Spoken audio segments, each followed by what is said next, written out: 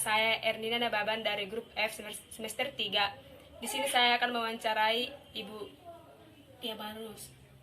dari SMP Negeri 4 Aden Koting.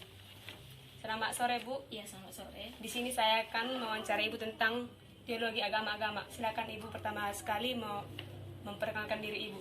Baik, saya adalah salah satu guru dari SMP Negeri 4 Aden Koting. Kebetulan salah satu SMP yang ada di Tapanuli Utara. Demikian, terima kasih. Kita mulai ya, Bu. Ya, Bagaimana pendapat Ibu terhadap sikap umat Kristen memandang agama-agama lain? bagaimana sebaiknya sikap umat Kristen memandang agama-agama lain? Menurut saya, sebagai orang Kristen dan yang memiliki kepercayaan terhadap agama yang kita anut, tentu saja agama yang saya anut itu adalah agama yang benar, yang membawa pada jalan keselamatan. Tetapi dalam memandang agama lain, kita tentu saja harus tetap menghargai agama-agama tersebut. Artinya kita tidak melupakan bahwasanya kebebasan beragama di dalam negara kita juga dijamin. Jadi kita harus tetap menghargai. Yang kedua, Bu, bagaimana pandangan Ibu? Apakah hanya orang percaya kepada Yesus Kristus yang akan masuk surga atau semua agama dapat masuk surga? Iya, tentu saja karena kita Kristen, kita mengimani bahwasanya itulah agama yang benar. Agama yang benar yang maksudnya adalah yang bisa membawa kita ke dalam keselamatan itu. Kita percaya Kristen itu kan yang percaya Kristus masuk surga. Kalau yang lainnya kita tidak tahu, tapi yang saya imani menurut pandangan saya adalah bahwasanya Kristen itu membawa kita ke dalam keselamatan itu menuju surga. Ya, Bu, selanjutnya, Bu, bagaimana cara Ibu menghargai agama-agama lain dalam kehidupan Ibu sehari-hari? Menghargai agama-agama lain dalam kehidupan sehari-hari. Menghargai agama-agama lain dalam kehidupan sehari-hari. Satu, bukti menghargai kita itu harus ada toleransi.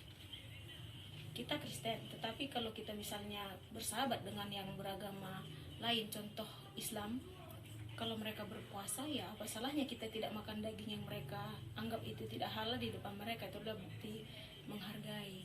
Kemudian yang kedua, kita memang percaya kalau agama yang kita imani ini adalah membawa kita ke dalam jalan keselamatan. Yang kita imani pastinya adalah agama yang benar. Tapi bukan berarti kita paksakan juga semua orang itu harus Kristen seperti yang kita percayai. Karena kita juga seperti yang dijamin di negara kita bebas menurut kepercayaan kita masing-masing. Jadi itu yang kedua. Kemudian yang ketiga, kita memang sudah percaya, itu prinsip kita ya, kalau Kristen itu wajib kita percaya pada Kristus, selamat kita dengan percaya kepada Kristus. Tetapi kita tidak boleh menjelek-jelekkan agama orang lain, menghina orang lain. Sama seperti kalau kita dalam kehidupan sehari-hari, misalnya kita ingin membenarkan diri kita dengan menjelek-jelekkan orang lain, itu salah. Apalagi dalam agama, kita merasa agama kita benar lalu mencari celah kejelekan agama orang lain, itu juga tidak dibenarkan. Itu kalau menurut saya. Yang keempat, Bu, jelaskan kekerasan agama yang Ibu ketahui. Oh, kalau kekerasan agama itu banyak sekali ya. Apalagi di negara kita ini udah banyak kita sering lihat di media sosial, televisi, dimana di negara kita sering kita tidak boleh menutup mata bahwasanya agama-agama yang dianggap minoritas sering sering mendapat perlakuan yang sepertinya tidak adil. Contoh, masih sering kita lihat di agama-agama tertentu itu adanya intimidasi terhadap pelaksanaan ibadah. Kemudian yang kedua, kebebasan beragama itu sepertinya memang sudah dijamin di dalam hukum di negara kita, tetapi pelaksanaannya kita lihat masih ada sering terjadi pemboman pada saat Natal, kemudian pembakaran di gereja-gereja, kemudian pembubaran pada saat rekan-rekan kita yang seiman, katakanlah agama Kristen itu sedang melaksanakan ibadah, ada pembubaran seperti itu. Padahal kan sudah dijamin negara kita bahwasanya kita bebas memeluk agama dan menjalankan ibadahnya masing-masing, tetapi masih ada juga yang seperti itu. Nah, itu semua adalah kekerasan. Kemudian yang berikutnya, hal-hal kecil, sering sekali ada pada saat kita ibadah, ada gangguan-gangguan semacam, itu tadilah. Misalnya kayak kemarin kita lihat di televisi kan, di rumah ibadahnya mau dicabut izinnya katanya, kemudian yang lain-lain banyak lah pokoknya banyaklah kekerasan semacam itu yang harapan kita ke depannya mudah-mudahan tidak akan terjadi lagi.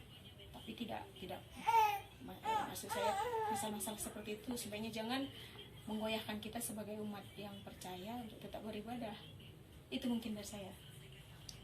Terima kasih Bu. Yang selanjutnya Bu, jelaskan menurut Ibu apa yang menyebabkan konflik agama terjadi. Konflik agama, yang menyebabkan konflik agama itu terjadi adalah, menurut saya semua agama itu mengajarkan yang baik. Semua agama itu mengajarkan hal-hal yang baik untuk karena agama itu sendiri artinya kan itu tidak, kemudian agama itu adalah kalau tidak salah kocar-kacir. Jadi orang beragama itu hidupnya tidak kocar-kacir.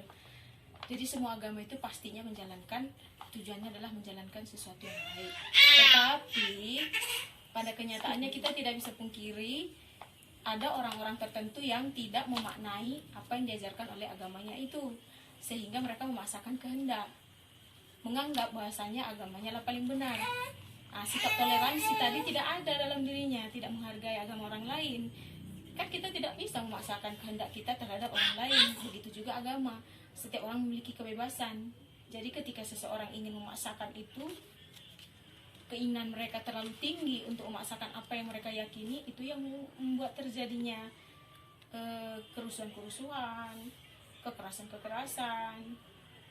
Itu sama kalau kita bergaul dengan orang, ketika prinsip kita berbeda dengan orang, kita sering memaksakan prinsip kita, sehingga apa yang terjadi? Bertengkar. Begitu juga dalam kasus kekerasan di agama, mungkin menurut saya.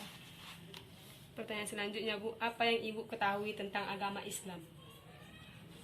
Tentang agama Islam, aduh gimana ya, karena kita berbicara tentang umat Kristiani tadi dan saya sendiri adalah seorang Kristen, jadi agak sulit saya membeberkan apa yang Anda ketahui tentang agama Islam. Tapi kan coba saya kasih tahu atau saya paparkan apa yang saya ketahui. Menurut saya, satu, Islam itu agama yang perempuannya pakai jilbab secara umum.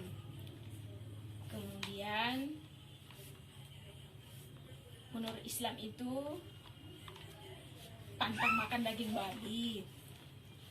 Islam itu ada hari raya Idul Fitri, kalau kita ada Natal. Lalu Islam itu yang mereka pedomani adalah, kalau di Kristen ada Alkitab, mereka ada Al-Quran. Kemudian kalau di agama Islam itu mereka mengenal Nabi Muhammad. Kalau kita juga ada Nabi banyak, ada Nabi Musa dan lain-lain, Tuhan Yesus itu Tuhan. Kemudian Islam itu apa lagi ya? Aduh, nanti kalau terlalu banyak saya jelaskan jadi kayak agama Islam pula saya. Mungkin itulah yang saya bisa sampaikan. Selanjutnya, apa yang Ibu ketahui tentang agama Hindu? Agama Hindu, agama Hindu ada, kalau di Kristen kan ada pendeta, kalau Hindu apa ya? Ada biksu ya, biksu. Nah, itu biksu. Kemudian mereka pakai kitab. Kalau di di Islam ada Al-Quran, Kristen ada Alkitab. Kalau Hindu mereka pakai Tripitaka. Terus apa lagi? Itulah mungkin hal-hal yang umum yang saya ketahui tentang agama lain, karena memang saya hanya tahu kulit-kulitnya saja kalau agama lain. Tapi kalau saya tahu banyak, ya gawat itu. Yang terakhir Bu, apa yang Ibu ketahui tentang agama Buddha? Agama Buddha, agama Buddha yang tadi yang Tripitaka ya? Salah, maaf. Itu yang Tripitaka. Kalau di Hindu apa? Saya juga kurang tahu Bu. itu sama lah. Kalau di agama Buddha, itu cuma itu yang saya tahu. Mereka memakai kitab Tripitaka, terus rumah ibadahnya itu bentuknya beda dengan yang lainnya tentu ya. Itu yang saya tahu. Terima kasih Bu atas waktunya untuk hari ini. Iya, iya, iya. Shalom. Iya, ya, mudah-mudahan bermanfaat ya. Terima kasih Bu.